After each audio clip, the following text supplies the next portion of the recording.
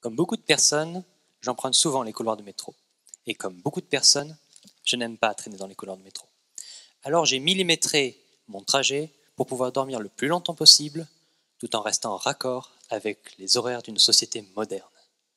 Je me déplace vite, le couloir est vide. Dans quelques secondes, j'arrive sur mon quai. Mais là, tout bascule. Derrière ce virage, je suis happé par la masse immobile, le bouchon. Les bouchons ne se forment pas à dessein. Ils sont le résultat de l'effondrement du flot de piétons, principalement à cause d'un trop-plein.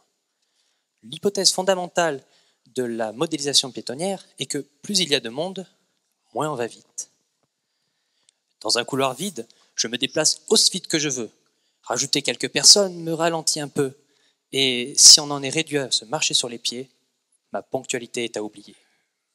Ce comportement est caractéristique de l'individu, mais il se retrouve en chacun. On le généralise donc sous le nom de loi de comportement. C'est une fonction mathématique qui assigne les variations de la densité, des termes comme le temps, la distance, la zone de confort et même l'état de panique. L'idée est de se passer de l'observation de particules, que seraient les piétons, pour se concentrer sur des régions de circulation séparées par des frontières, un peu comme suivre la ola dans un stade plutôt que la position assis ou debout de chaque supporter. Ces deux régions ont un nom bien évocateur. La première est le choc.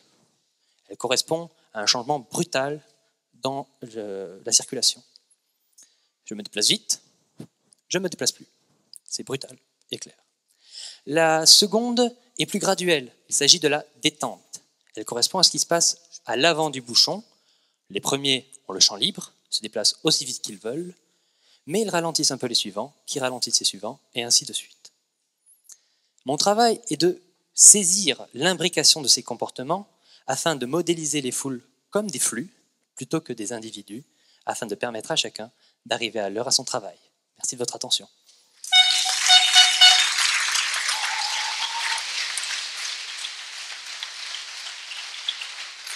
Bravo Mathias.